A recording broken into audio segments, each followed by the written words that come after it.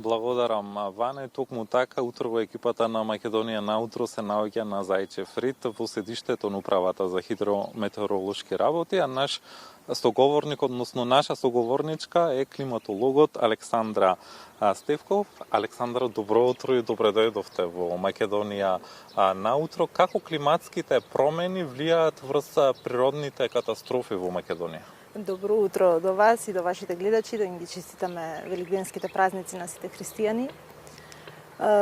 Токму така, управата за хидрометеоролошки работи постојано прави истражувања по однос на климата и што се случува во Северна Македонија. Трендот на пораст на температурите како на глобални рамки, така е забележан и во Македонија.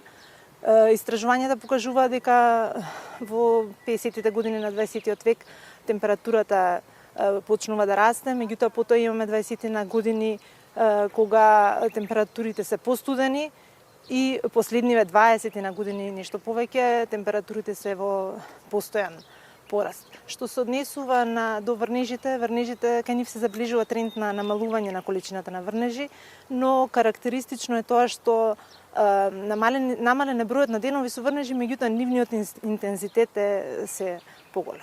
Какви се анализите во однос на климата за Македонија и каква иднина не очекува? Идните климатски сценарија кои што се правени токму за Република Северна Македонија покажуваат дека температурите на воздухот сепак ќе продолжат да растат. Направени се сценарија за ниско, средно и високо сценарио во однос на стакленичките гасови и на нивната концентрација. Во однос на ниското сценарио, температурата на воздухот би требало да се зголеми до околу 1 степен, меѓутоа загрижувачко високото сценарио кое што е до 2100 година не очекува зголемување на температурата до 5 степени. Особено во летниот период ова зголемување треба да биде најизразено и најизразени, најранливи всушност би биле планинските предели, односно оние делови каде што надморската височина е повисока. Александра, изминативе години евидентен е растот на температурите, а се повеќе се зачестени врнежите во Македонија во изминатите неколку децени. Какви импликации можат да настанат од овие промени? Да, врнежите, според сценаријата, врнежите се очекува да се намалат. Меѓутоа, нивниот интензитет е се поголеми, поинтензивни се, прават се поголеми штети. Според анализите што се правени за екстремните врнежи, односно за врнежи каде што количината надминува 40 мм дневно, до крајот на векот се очекува за 60% да се зголеми нивната појава, и тоа е особено ранливи ќе бидат оние делови каде што надморската височина е пониска и во југозападниот дел. Сите најмногу импликации всушност овие непогоди почнуваат од екстремните временски температури и од долготрајната топлина. Сето она што се однесува на температурата прво влијае на човекот и на здравјето на луѓето. Така топлотните бранови, нивната зачестеност и нивниот интензитет се побројни се и поинтензивни во последните години. Прво, значи, влијае на здравјето на човекот. Оваа долготрајна топлина влијае за појавата на суши.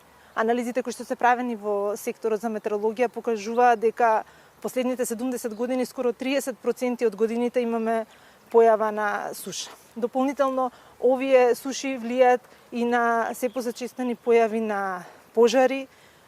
Сведоци сме дека последниве години на вистина во Македонија има се почести пожари. Од друга страна пак се и овие интензивни врнежи не беше толку одамна кога Скопската котлина беше зафатена од невреме катастрофално, кое што однесе многу човечки животи и предизвика големи материјални штети. Поплавата во Гевгелија 2004 година исто така, каде што се забележени на метеоролошката станица, се регистрирани максимални еднодневни врнежи од 200 мм за еден ден. Тоа е воедно и рекордот на ниво на државата. Александра, и за крај на нашиот разговор, какви чекори треба да превземат државата за да може да се подготви да се прилагоди на постојаните климатски промени?